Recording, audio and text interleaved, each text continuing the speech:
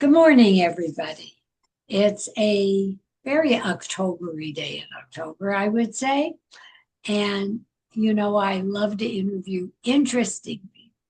Well, I have a lady today who I have fallen in love with, even though I just know her a couple of weeks, because, well, A, she's really sort of cool, but she does something totally different.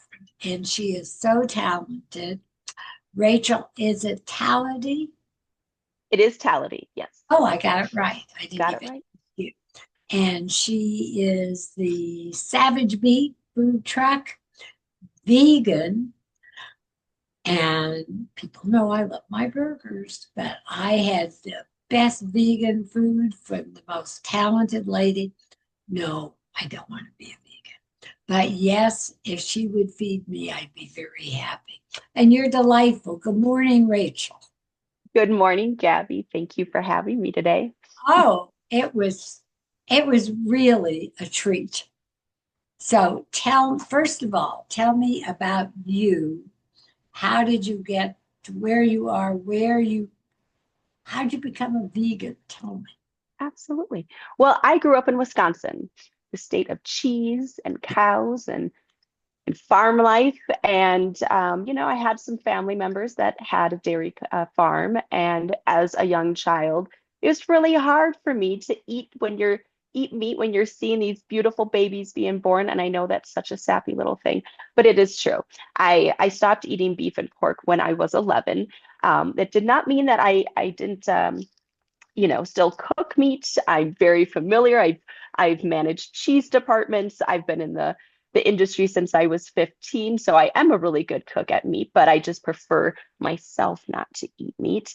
And my whole life, people have been telling me there's no way that you're going to be able to open up a restaurant unless you have meat on the plate. And in the back of my head, I just was like, I just don't know if I want to settle for that.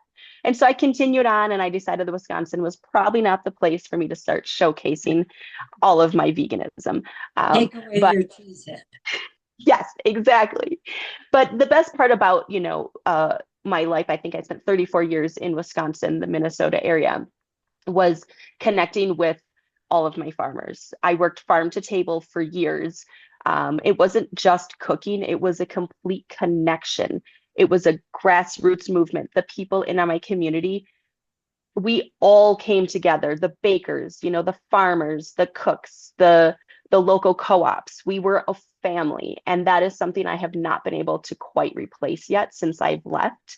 um, but It's I journeyed on. I thought, it's time for me to move on and experience a little something else. So I did hit the road with my three kids. I was a private chef out in Oregon for a while, and then I eventually ended up in Colorado, up in Estes Park, where once again I was working for a steakhouse.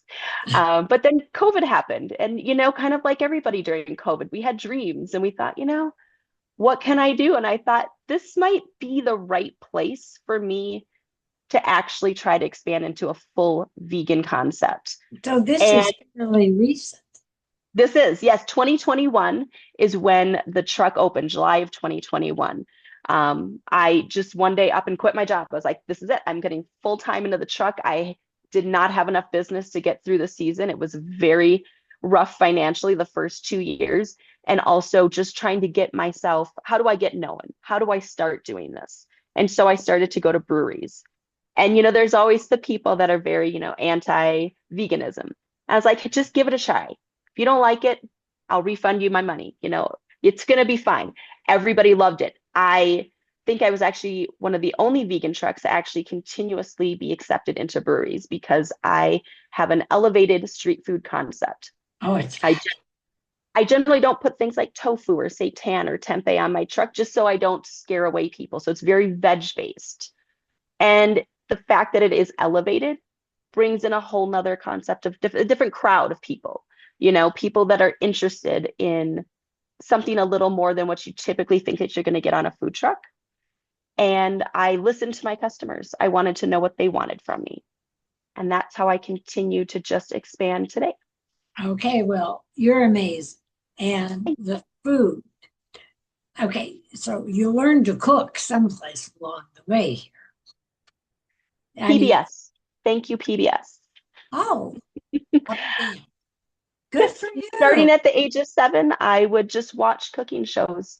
And my Oh, dad had an entire collection of cookbooks that I would just read all summer long. good for you. Um, and my parents allowed me the freedom to just go into the kitchen and create whatever I wanted. Okay. I, yeah, Your food, let's take away, if you're watching this show, and if you say you don't like vegan, you would love this. And it has nothing to do with the vegetables, it's how you put them together and the sauces. I'm sitting there thinking, this is incredible. How did you make this taste like this being a vegan? I want people to have an experience. I want them to feel the feelings that I feel when I try food. Food is not just food, it's not just something you consume, it is a complete experience. Right. And it's about the texture and bold. So I'm a very bold flavored person. I have bold colors in my food. There's nothing lacking. And flavors. The flavors are very bold. Yes. Yes. I would say over 90% of my customers are not vegan at all. Um, Yeah. What your the hot sauce, the little green thing. yeah. I mean, it was incredible. You had a curry and you had samosas that had some sauce that was out of this world. Yes. Thank you. I love to do it's worldly street food concept. So I love to rotate different things. I love to fuse different cultures together. And also the fact that I do try to keep certain things on my food truck gluten free. Like my deep fryer is always going to be gluten free for those customers that have those dietary needs, which seems to be quite common nowadays. So if So, I'm going to be doing my quesadillas or samosas, I use corn masa instead of flour. It's such a which simple I like that. concept. Yeah. Yeah, absolutely. So everything is more naturally gluten-free. There's nothing purposeful um, about like, gluten-free breads or things like that. I try to just make everything naturally the way that it should be. House fried corn chips. I work with a Your lot of different French fries allergens. too, and French fries too. Yeah, the You best don't French fries. expect that.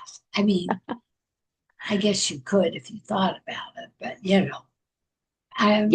what's your biggest seller on the truck? To be honest, it's my nachos. Oh, I, that's I make the loaded nachos. we They're a love that. crowd pleaser. And my sizes too, they're perfect because I don't have small little portions. Oh no. Everything just like bold sizes as well as bold flavors. Well, you had a whole big guy sitting next to me, and we had Yes. plenty to eat. It Yes. was fabulous. So you sort of specialize in everything vegan, but in the sauces that are making the food, is what you've been saying. Yes. That is the part that I'm trying to expand into 2026. I have a couple of local markets that would love to sell my salsas, my mango sauces, my cashew queso. And that's just the very beginning of what I really would love to start expanding for 2026. I would love to start selling soups, salads, doing more of a deli concept to add on to the food truck, but also catering. Catering was my 2025 goal, and I hit it. I've been doing weddings all summer. I've been doing galas, private events, and that's where Oh, my passion wow. is because then I can go off the food truck menu, and that's where my heart is. Oh, I want to come and go and have. Yes. I adored it. Now, for somebody who is watching this, where do I go to enjoy all this? You can follow me on Facebook and Instagram where I upload my weekly menu on gotruckster.com. I generally put out my monthly menu, or sorry, calendar. So you can find me there under the Instagram. It'll be a little tab that says find us. Pretty easy. Call me, Under message me. not under the Savage Beet. The website is currently in the process of being finished. It should be finished again by 2026, where I'll have a lot more links. You can also find catering forms on the website and then the current menu for the day because menus do rotate. If I'm at a fully gluten-free brewery, I might have certain things that are exclusive to that brewery. Okay, how did they get to you now? Right Monster. now, Instagram. Yep. Just go ahead, follow my calendar on Instagram. Like this week, I'll be out at festivals out in Aurora, and then I'm almost always out at Holiday Brewery in Golden. And people message me all the time too. I love to chat with my customers. Call Okay, me. so you don't have a place you go every Friday No, night. no, absolutely not. I would love to have that kind of a concept. At the moment, it's just not in the works. I'm I do so many private events too, so it's really hard for me to just, Okay. buckle down to one spot. Oh, all right. I thought you had to go to a certain place on a certain night. No, I wrote my calendar is all over the place. It's rotating. Also, though, you can also find new things like coming up this for the Thanksgiving. I'm going to be doing all of my Thanksgiving meals, which I do every year.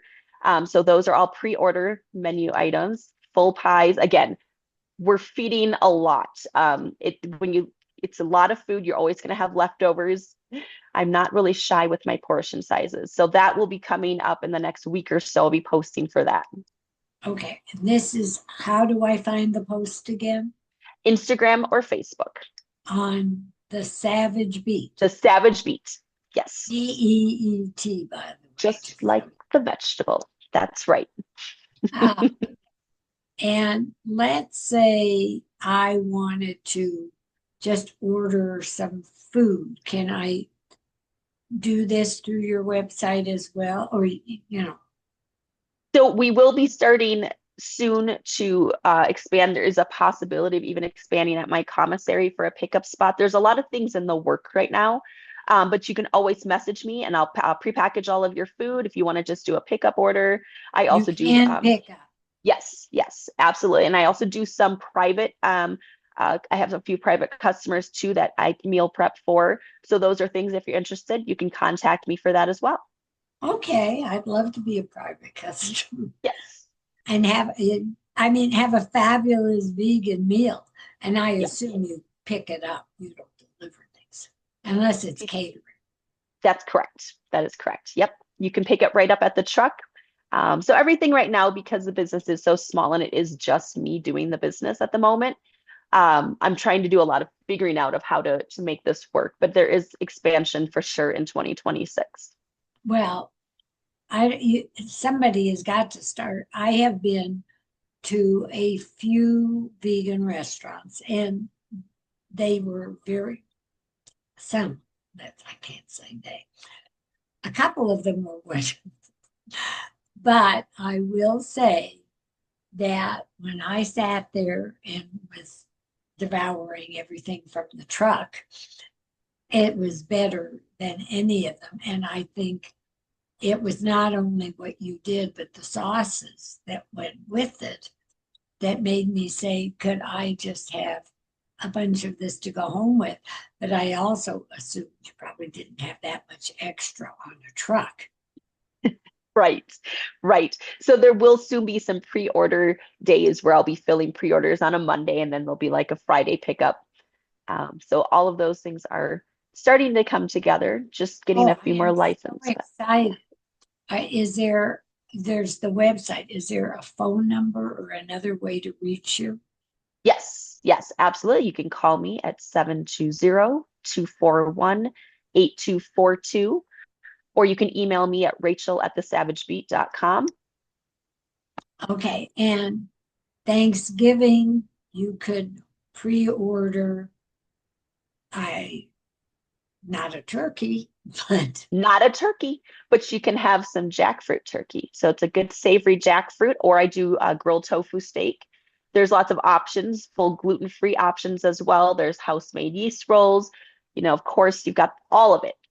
The Brussels, the mashed potatoes, the stuffing, the pie, the whipped cream. ooh, what do you You get do? all of it. Okay, I have to leave only because I don't want to get cut off, but I want to know the stuffing. That would be so good. Yes. And I also use Havenly Bakery out of Boulder for all of my gluten-free breads, which is going to be with the stuffing as well.